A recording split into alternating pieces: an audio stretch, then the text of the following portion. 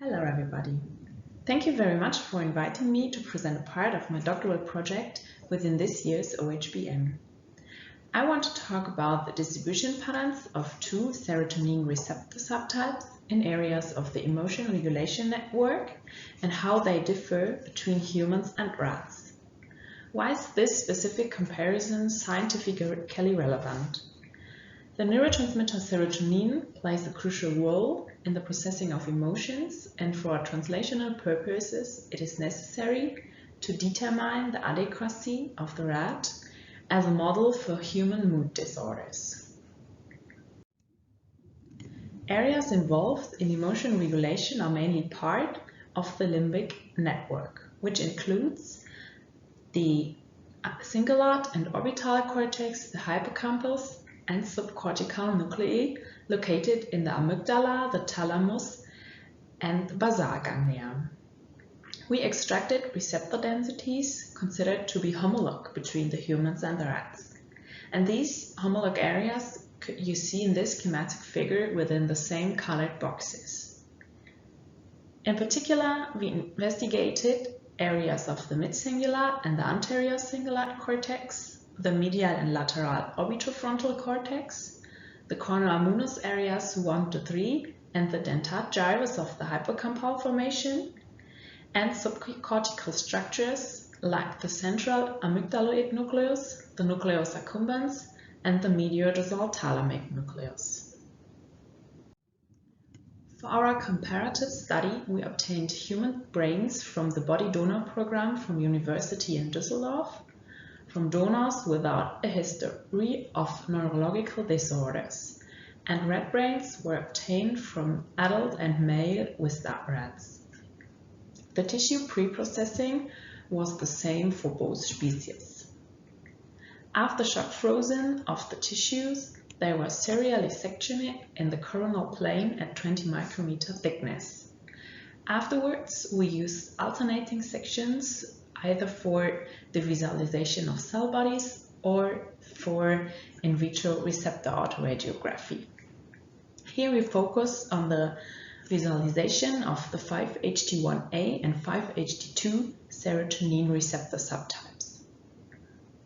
Within an autoradiographic experiment, the translated ligand bind to the specific receptor site and could afterwards visualized by exposition against tritium-sensitive film sheets.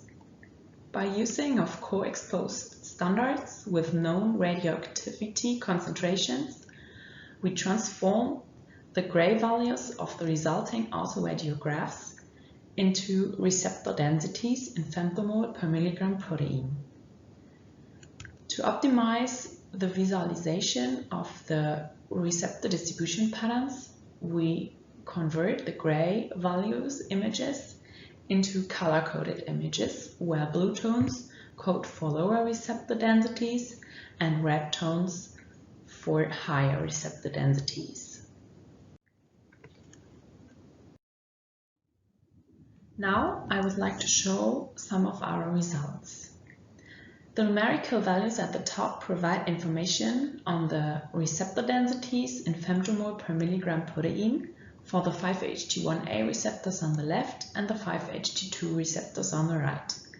Here you can see exemplary sections of the human and the rat brains. And it is obvious that the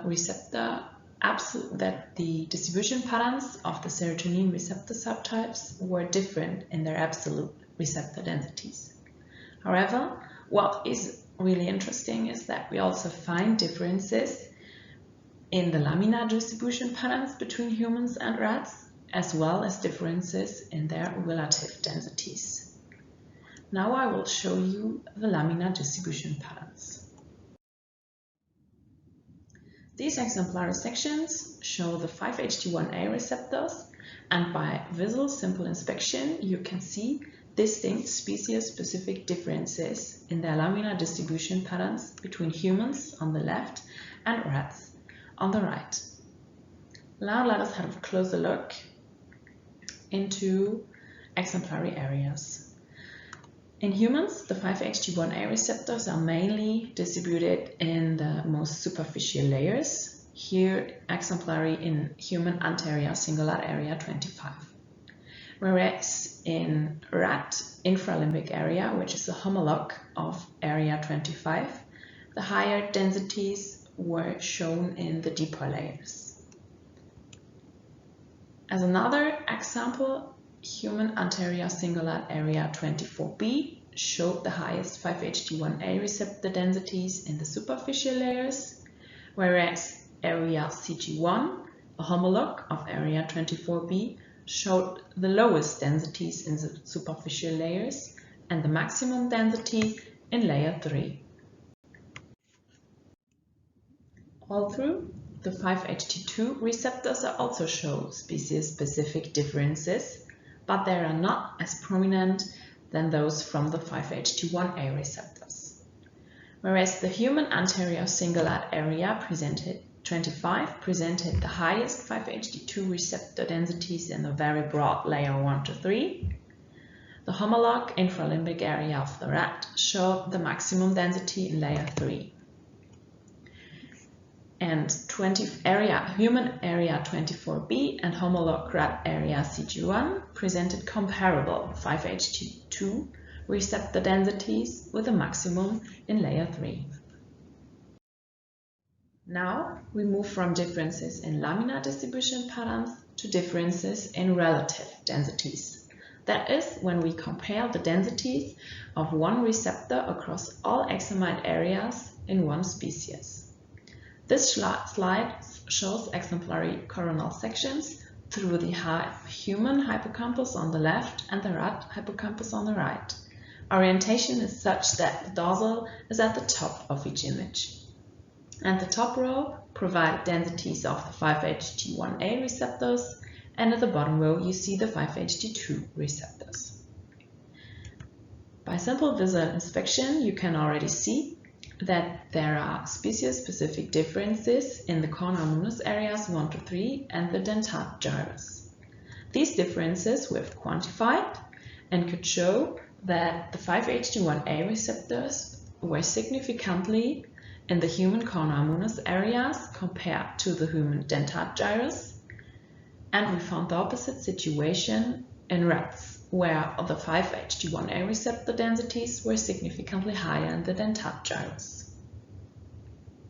The 5-HT2 receptor densities showed comparable distribution patterns.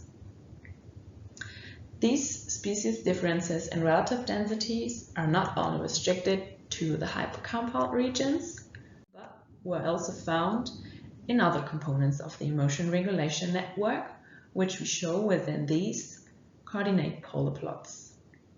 Here again, the left and the right sides of the slide show the human and the rat areas.